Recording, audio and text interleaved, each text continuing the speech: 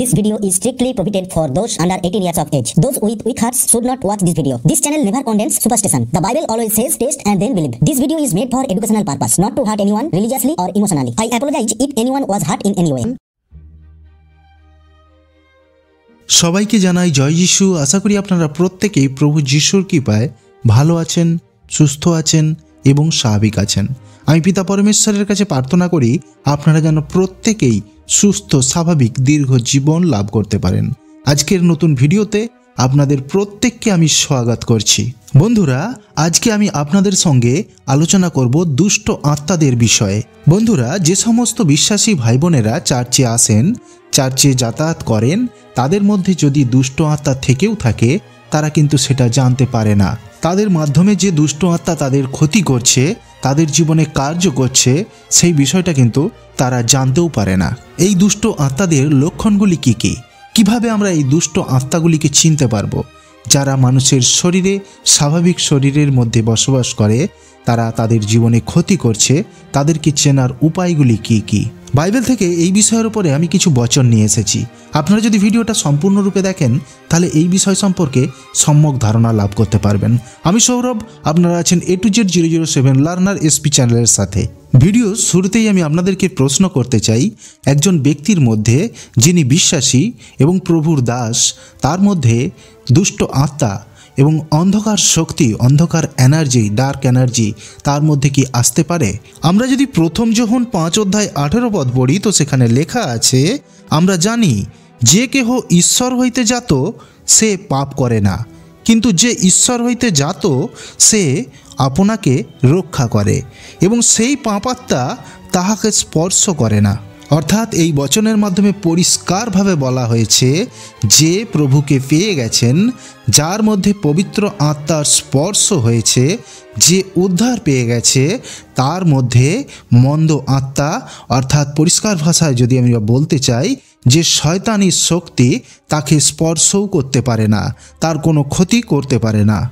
দেখুন, আমি যেমন আপনাদেরকে প্রতিটা ভিডিওতে বলি, পবিত্র আত্মা হলো ত্রি-এক পরমেশ্বরের একটি ব্যক্তিত্ব। যেমন পিতা পরমেশ্বর, পুত্র পরমেশ্বর, তেমনই পবিত্র আত্মাও পরমেশ্বর। পবিত্র আত্মা শুদ্ধ, পবিত্র এবং ন্যায়কর্তা, এবং সবথেকে বড় কথা, তিনি হলেন আমাদের সৃষ্টিকর্তা।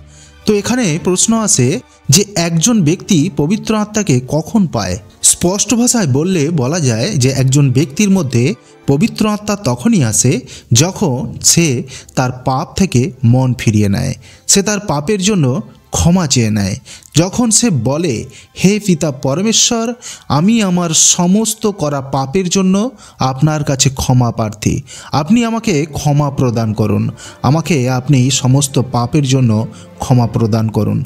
তখন পিতা পরমেশ্বর তাকে ক্ষমা প্রদান করেন এবং যখন সে পাপ থেকে মন ফিরিয়ে নিজের জীবন বাইবেলের ভিত্তিতে নিজের জীবনকে পরিচালনা করে, তখন কিন্তু তার জীবনে আর কোনো রকম অপবিত্রতা থাকে না। তখনই পরমেশ্বর স্বয়ং তার মধ্যে বসবাস করতে আসেন এবং সেই পরমাত্মা যখন তার মধ্যে বসবাস করতে আসেন তখন তার মধ্যে সে পবিত্র আত্মাকে সে পায়। তাহলে আপনারা বলুন, যার মধ্যে পবিত্র আত্মা স্বয়ং এসে বাস করে, তার কি কোনো মন্দ শক্তি ক্ষতি করতে পারে? তার কি কোনো শয়তান তার পাশে স্পর্শ করতে পারে? তার শয়তান কোনোভাবে তাকে ছুঁতে পারে? শয়তান তার কোনোভাবে ক্ষতি করতে পারে? তার মধ্যে পবিত্র আত্মা যখন চলে আসে তখন পরমেশ্বরের বাস তার মধ্যে হয়, তাই তাকে কোনোভাবেই শয়তান কোনো ক্ষতি করতে পারে না, তাকে কোনোভাবেই শয়তান জব্দ করতে পারে না। আমরা দেখেছি যে অনেক ভাই বোনেরা, অনেক বিশ্বাসীরা চার্চে যাতায়াত করছেন দীর্ঘদিন ধরে, বছর ধরে, বছরের পর বছর ধরে যাতায়াত করছেন।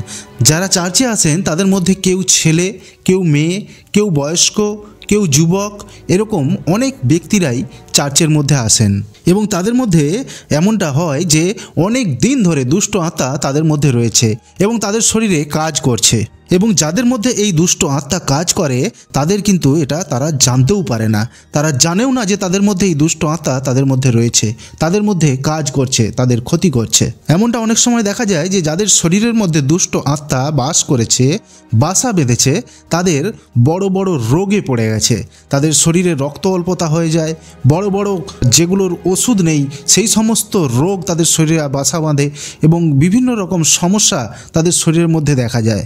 যাদের শরীরের মধ্যে দুষ্ট আত্মা থাকে তাদের শরীরের বিভিন্ন অঙ্গে মাঝে মাঝেই ব্যথা, যন্ত্রণা এবং তাদের শরীরে পিঠের দিকে যে সমস্ত ব্যথাগুলো থাকে সেই ব্যথাগুলোর এক জায়গায় না থাকা, এক জায়গা থেকে অন্য জায়গায় চড়ে চড়ে আস্তে আস্তে অন্য জায়গায় অন্যত্র চলে যাওয়া এবং ব্যথাটা কন্টিনিউ থাকা, এগুলো হচ্ছে শয়তানের তাদের শরীরে থাকার একটা লক্ষণ।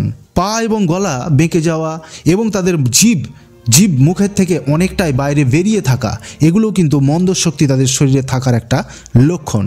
এবং অনেক সময় দেখা যায় যে তাদের চোখের তারাটা হঠাৎ বড় হচ্ছে, ছোট হচ্ছে এবং হঠাৎ থরথর করে কাঁপছে এবং বড় বড় চোখ করে তারা তাকাচ্ছে, হঠাৎ উল্টো সিধা বিভিন্ন রকম কথাবার্তা বলছে, এগুলো কিন্তু তাদের শরীরে দুষ্ট আত্মা থাকার একটা লক্ষণ। এবং এই সব ব্যক্তিদের খাবারের মধ্যে হঠাৎ চুল পড়ে যাওয়াও কিন্তু একটা দুষ্ট আত্মার লক্ষণ। অনেক লোক আছেন যারা মৃগীতে হঠাৎ পড়ে যান, এগুলো কিন্তু অনেকে বলেন যে এগুলো দুষ্ট আত্মার কাজ, কিন্তু এগুলো দুষ্ট আত্মার কাজ নয়, এগুলো ব্রেন রিলেটেড বিভিন্ন রকম সমস্যা, এগুলো শারীরিক ব্রেন রিলেটেড একটা সমস্যা, এর থেকেই এই মৃগী রোগগুলো আসে। এগুলো ওষুধ খাওয়ার ফলে আস্তে আস্তে ঠিক হয়ে যায়, কিন্তু দুষ্ট আত্মার বিষয়টা সম্পূর্ণ আলাদা। কিন্তু আমি আপনাদেরকে যে লক্ষণগুলো বললাম এগুলো কিন্তু দুষ্ট আত্মার একটা লক্ষণ। এই লক্ষণগুলো দেখা গেলে তার জানতে হবে যে তার শরীরে দুষ্ট আত্মা বাসা বেঁধেছে। অনেক সময় বাচ্চাদের মধ্যেও কিন্তু এই দুষ্ট আত্মার প্রভাব দেখা যায়। এবারে আমরা জানবো যে একটা দুষ্ট আত্মা একজন ব্যক্তির মধ্যে কিভাবে কাজ করে। বাইবেল আমাদেরকে এই বিষয়ে কি সম্যক ধারণা দেয়, আমরা বাইবেল থেকে সেই বিষয়টা সম্পূর্ণরূপে জানার চেষ্টা করব। দেখুন, প্রথম বিষয়, যখন কোনো দুষ্ট আত্মা কোনো ব্যক্তির মধ্যে আসে তখন তার শরীর সেই ব্যক্তির বশে থাকে না, ওই ব্যক্তি নিজের উপর নিয়ন্ত্রণ সম্পূর্ণরূপে হারিয়ে ফেলেন। দুষ্ট আত্মা ওই ব্যক্তিকে দিয়ে যেমনটা চায় তেমনটা করায়। ওই ব্যক্তি কিন্তু বুঝতেও পারে না দুষ্ট আত্মা তাকে দিয়ে কি করাচ্ছে। সে যদি কারোর সঙ্গে ভালো কথাও বলতে যায় না, তখন সে তার সঙ্গে ঝগড়া করে ফেলে, অর্থাৎ তার নিজের কন্ট্রোল নিজের হাতে থাকে না, তার কন্ট্রোল দুষ্ট আত্মা নিয়ে রাখে। সেই দুষ্ট আত্মা তাকে যেইভাবে পরিচালনা করে ওই ব্যক্তি সেইভাবেই পরিচালিত হয়। যখন কোনো ব্যক্তির মধ্যে থেকে দুষ্ট আত্মা বেরিয়ে যায় তখন ওই ব্যক্তি জানতে পারে যে দুষ্ট আত্মা তার সঙ্গে কি করেছে। এই দুষ্ট আত্মা কখনো কখনো কোনো মানুষকে অন্ধও বানিয়ে দেয়, আবার কখনো কাউকে আবার বোবাও বানিয়ে দেয়। আমরা যদি মথি 9 অধ্যায় 33 পদ পড়ি তো সেখানে লেখা আছে, ভূত ছাড়ানো হইলে সেই গোগা কথা কহিতে লাগিল, তখন লোক সকল আশ্চর্য জ্ঞান করিয়া কহিল, ইসরায়েলের মধ্যে এমন কখনো দেখা যায় নাই। প্রভু যীশু খ্রিস্ট কি করেছিলেন? যখন বোবার মধ্যে থেকে দুষ্ট আত্মাকে বের করে দিয়েছিলেন তখন সেই বোবা কথা বলতে শুরু করেছিল। তাহলে এখানে দুষ্ট আত্মা ওই ব্যক্তিকে বোবা বানিয়ে দিয়েছিলেন।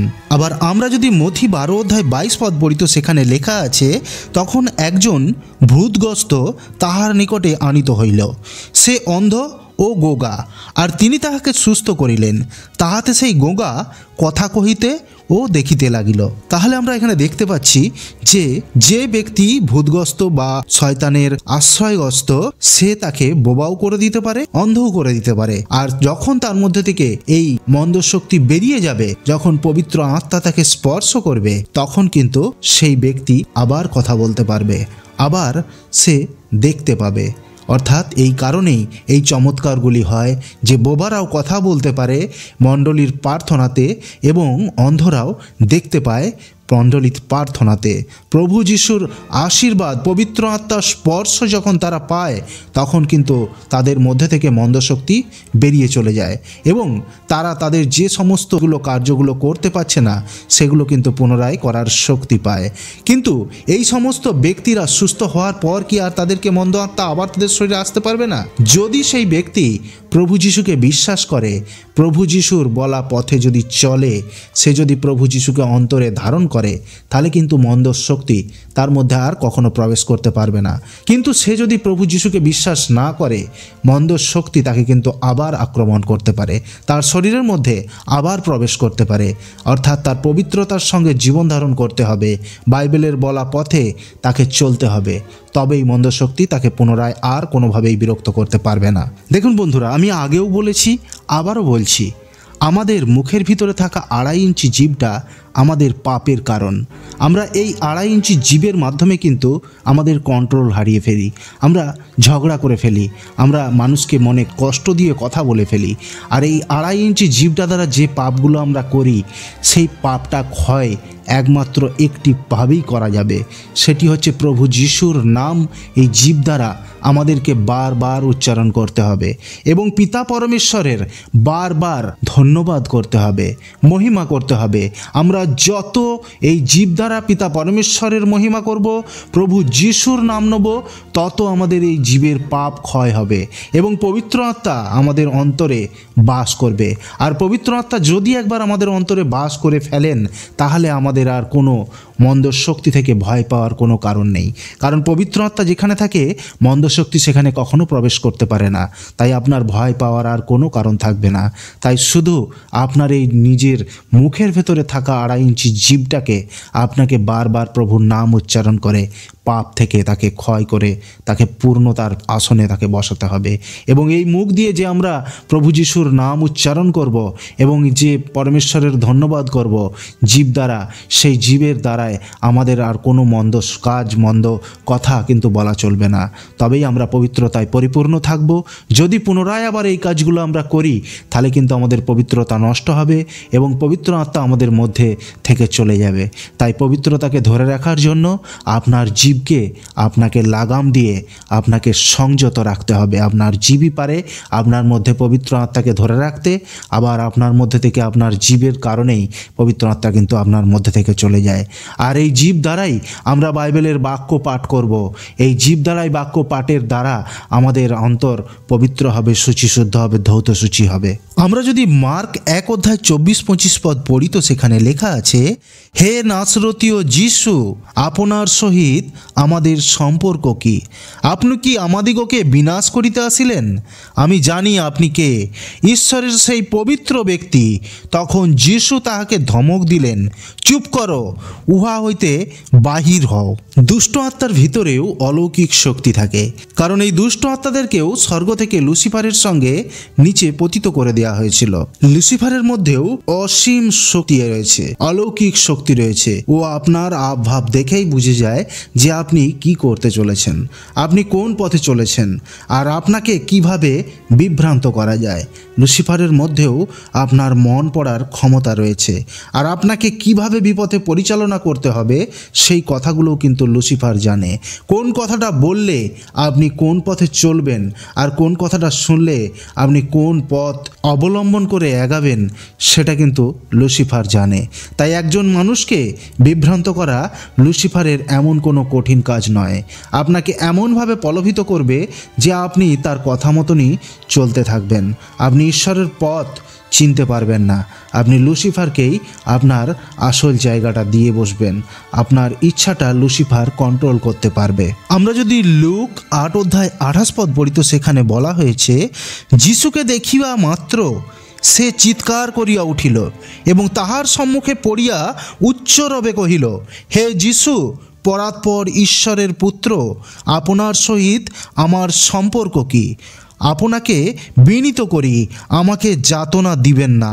অর্থাৎ এখানে পরিষ্কার বোঝা যাচ্ছে যে মন্দ আত্মা, যারা মন্দ শক্তি, তারা কিন্তু অলৌকিক ক্ষমতার অধিকারী।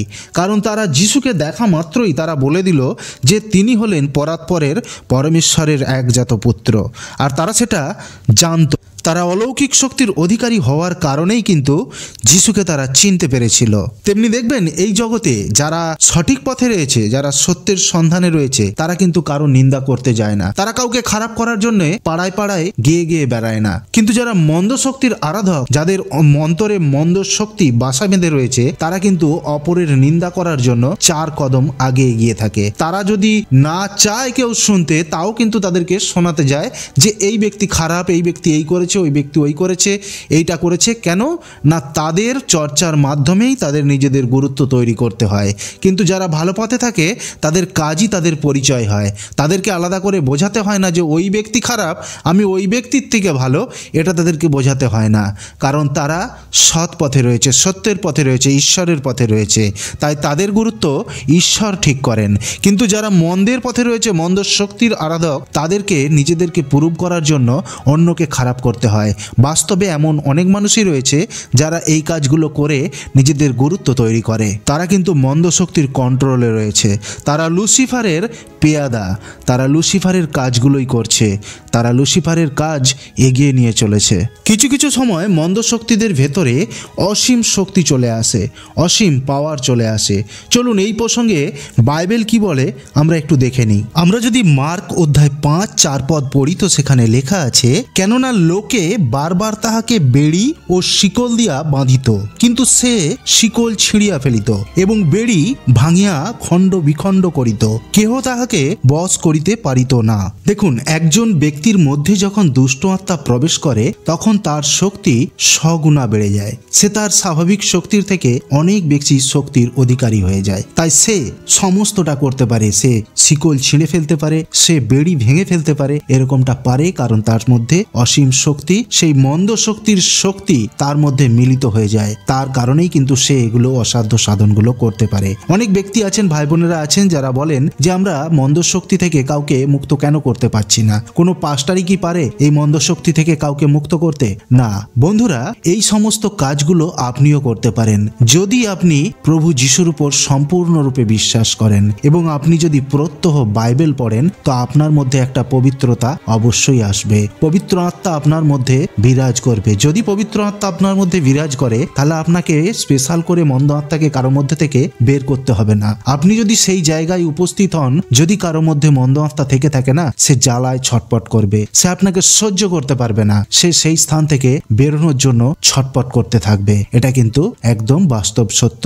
তাই কোনো পাস্টারই যে কাজটা পারে এমনটা কিন্তু নয়। আপনি যদি নিজে পবিত্র হন তাহলে আপনার পবিত্রতার কারণেই মন্দ শক্তি কোনো ব্যক্তির মধ্যে থেকে বেরোতে বাধ্য হবে। যে সমস্ত বিশ্বাসী ভাই বোনেরা ভাবছেন যে আপনি কি ভূত ছাড়াতে পারবেন, তো তাদের জন্য বাইবেল কি বলছে আমরা একটু দেখে নিই। আমরা যদি মথি 17 অধ্যায় 20-21 পদ পড়ি তো সেখানে লেখা আছে, তিনি তাহাদিগকে বলিলেন, তোমাদের বিশ্বাস অল্প বলিয়া, কেননা আমি তোমাদিগকে সত্য কইতেছি, যদি তোমাদের একটি সরিষা দানার ন্যায় বিশ্বাস থাকে তবে তোমরা এই পর্বতকে বলিবে, এখান থেকে ওইখানে সরিয়া যাও, আর ইহা সরিয়া যাইবে, এবং তোমাদের অসাধ্য কিছুই থাকিবে না। অর্থাৎ প্রভু আমাদেরকে বলছেন যে আমরা যদি বিশ্বাস করি, আমরা যদি প্রভুকে বিশ্বাস করি আর প্রভুর কথা বলা যে সমস্ত বাইবেলে যেগুলো বলেছেন সেগুলোর উপরে যদি আমরা বিশ্বাস করি তাহলে কিন্তু আমরা এগুলো পারবো। আমাদের অসাধ্য কিছুই থাকবে না। আমরা যদি ঈশ্বরের উপর বিশ্বাস করে কারো মধ্যে থেকে মন্দ শক্তিকে সরাতে চাই তাহলে কিন্তু সে সরবে।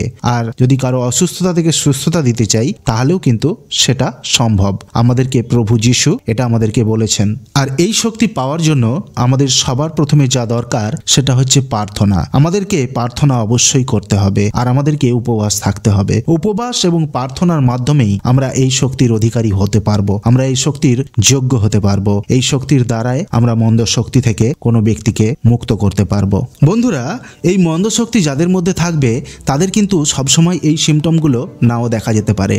তারা কিন্তু শয়তান লুসিফারের দাস হয়েও কাজ করতে পারে। দেখবেন যেই ব্যক্তি আপনার মধ্যে থেকে দয়া, মায়া, মমতা, করুণা এগুলোকে মুছে দেওয়ার চেষ্টা করছে, আপনার মধ্যে ক্রূরতাকে ভরে দেওয়ার চেষ্টা করছে, আপনার পবিত্রীর মধ্যে ঝগড়ার মানসিকতা ভরে দেওয়ার চেষ্টা করছে, আপনার মনে সবসময় সন্দেহর বীজ বুনে দেওয়ার চেষ্টা করছে, তারাও কিন্তু এই লুসিফারেরই পেয়াদা। তারা কিন্তু এই কাজগুলো দিয়ে আপনাকে ঈশ্বরের পথ থেকে দূরে সরিয়ে নিয়ে যাচ্ছে।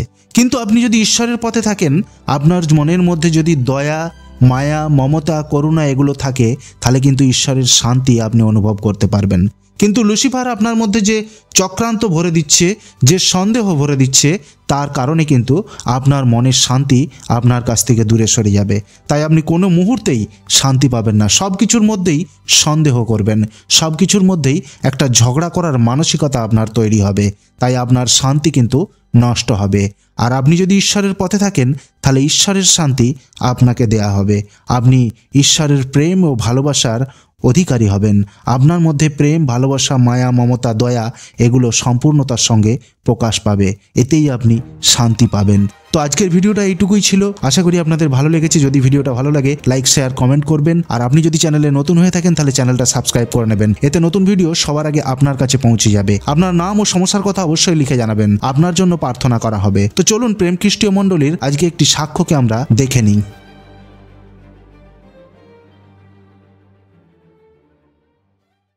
সবাইকে জয় যিশু। আশা করি আপনারা প্রত্যেকেই ভালো আছেন। প্রভু যিশুর কৃপায় আমি প্রভু যিশুর কাছে প্রার্থনা করব আপনারা যেন প্রত্যেকেই সুস্থ স্বাভাবিক দীর্ঘ জীবন লাভ করতে পারেন। আজকে আমরা যে ভাইকে পেয়েছি, এই ভাই এসেছে মুকুটমণিপুর থেকে। আপনারা মুকুটমণিপুরের নাম অবশ্যই শুনে থাকবেন, এটা পর্যটন কেন্দ্র, অনেকেই ঘুরতে যান। তো এই ভাই মুকুটমণিপুর থেকে আজকে পশ্চিম মেদিনীপুরে এসেছেন শিবশঙ্কর হাজরার মণ্ডলীতে, প্রেম খ্রিস্টীয় মণ্ডলীতে। ওনার আসার কারণ, এবং উনি শুধু একা আসেননি, উনি সঙ্গে দুটো গাড়ি ভাড়া করে 50 জন ব্যক্তিকে নিয়ে এসেছেন এখানে। তাদের নিশ্চয়ই কিছু কারণ আছে যার জন্য উনি তাদেরকে নিয়ে এসেছেন। তো আমি বলবো যে একটু দেখা ওপাশটা 50 জন যে এসেছে। তো আজকে ওই ভাইয়ের কাছ থেকে আমরা জানবো যে উনি কি উপকার পেয়েছেন প্রভু যিশুর কাছ থেকে, এবং আজকে শিবশঙ্কর হাজরার কাছ থেকে উনি কি উপকার পেয়েছেন, ওনার নাম কি, ওনার কাছ থেকে আমরা সম্পূর্ণরূপে জানবো। তো ভাই আপনার নাম বলুন। সবাইকে জানাবো জয় যিশু। আমার সমস্যা হয়েছিল, পিঠে যন্ত্রণা হয়েছিল, এই মেরুদণ্ডে। তো আমি অনেক জায়গায় অনেক ডাক্তার দেখিয়েছি, অনেক কিছু ব্যবস্থা করেছি যে যেখানে বলেছিল, কিন্তু কোনোটাই আমার সুস্থতা পাইনি। তো আমাদের গ্রামের একজন বলছিল যে ওখানে যিশুর মণ্ডলী হয়, মানে অন্য জায়গায়, সেখানে আমি গেছিলাম। তো সেখানে আমি প্রথম কিছুই জানিনি, আমি আসলে লেখাপড়া বেশি দূর জানিনি, তার জন্য আমি হয়তো বাইবেল সম্বন্ধে অত কিছু পড়তে পারিনি। তাই ওখানে যাওয়ার পরে আমি দেখলাম যে এখানে ওরা বলছে যে পাপ থেকে মনকে ফিরাতে বলছে, যে পাপের পথে তোমরা যেও না, পাপ থেকে তোমরা মন ফিরে তোমরা ভালো সবার সাথে ভালো ব্যবহার করো, হাসি খুশিতে থাকো, এটাই বলছে তারা। সেখান থেকে ওইটুকু আমরা জেনে এলাম। আসার পরে আমি ফোনের মধ্যে তার নাম, ভজন গান অনেকেই পেলাম। তারপরে ঘাঁটতে ঘাঁটতে আমি দাদার ভিডিও পাই। তো দাদার ভিডিও পাওয়ার পরের থেকে এখানে ওই আমাদের শিবশঙ্কর হাজরার ভিডিওটা পেয়েছিলাম, গোয়াল ঘরে বসে প্রার্থনা করে শক্তি লাভ করেছে, সেই ভিডিওটা দেখি। তো যেভাবে বাবা মানে প্রার্থনা দিচ্ছে করুণার ভাবে, তো আমি দেখলাম যে এই প্রার্থনার মধ্যেই হয়তো আমি সুস্থতা পাবো। আমি অনেক ডাক্তার করেছি, আমার 8টা 10টা রিপোর্ট, প্রত্যেকটা রিপোর্টে আমার ফল আছে। আমার এক রিপোর্টে বলছে কিডনি খারাপ, এক রিপোর্টে বলছে লিভার খারাপ, সুগার বেশি, অনেক কিছু, মানে 8টা রিপোর্টে 8টাই ফল বেরিয়েছে। ডাক্তার ভালোভাবে আমাকে করেছিল। তাতে আমি গেলে ডাক্তার ঘর গেলে 1500-2000 টাকার ওষুধ, তাতে দেখছি ওষুধ খেয়ে যাচ্ছি কিন্তু কোনো ফল আমি পাচ্ছি না। তাই আমি দেখলাম যে আমি যদি সুস্থতা পাই, তা এই হয়তো যিশুর ইয়াতে আমি সুস্থতা পাবো। তা আমি প্রার্থনা করে যাচ্ছি। তো আমি তো প্রার্থনা অনেক ভাবে প্রার্থনা করছি। তো তারপরে বাবার কাছ থেকে দিন প্রার্থনা নিই। তো প্রার্থনা দেয় 1 সপ্তাহের জন্যে, জল তেলের উপরে প্রার্থনা দেয়। তো জল তেলের উপরে প্রার্থনাটা নেওয়ার পরে আমি 1 সপ্তাহ পরে বাবা আমাকে জিজ্ঞাসা করছে, বলছে তুমি এখানে এসো। আমি তখন জানতাম না যে পূর্ব মেদিনীপুরে বাবার বাড়ি ঘাটালে। আমি ভাবছিলাম যে হয়তো বাঁকুড়া পুরুলিয়ার মধ্যে সামনাসামনি হবে। তখন বললাম অত দূর আমি কিভাবে যাব? ঠিক আছে, আমার যদি রোগ সুস্থ হয়ে যায় আমি নিশ্চয়ই যাব খোঁজ করে করে। তাহলে তখন আমি পাইনি, মানে সুস্থতা হয়নি তখন বাবা বলছে কি তোমার সুস্থ হয়নি, 1 সপ্তাহ বেশি হয়ে গেল যে প্রার্থনা? তখন বললাম যে হ্যাঁ বাবা, আমার হয়নি। তখন বলছে তুমি আমার মণ্ডলীতে এসো, তোমাকে প্রার্থনা দেবো, তোমার সুস্থতা হবে। আমি যেদিন মণ্ডলীতে আসি আগের বার, সেদিনই এসেছিলাম, সেদিনই আমি সুস্থ হয়ে গেছিলাম, কিন্তু আমি সাক্ষ্যটা দিলাম না। আমি ভাবছিলাম যে আমি আরও আমাদের গ্রামের অনেক অসুস্থ লোককে নিয়ে আসবো, তার জন্য সেদিন আমি সবার সামনে এই সাক্ষ্যটা দেব। এটা আমি আশা করে এসেছিলাম।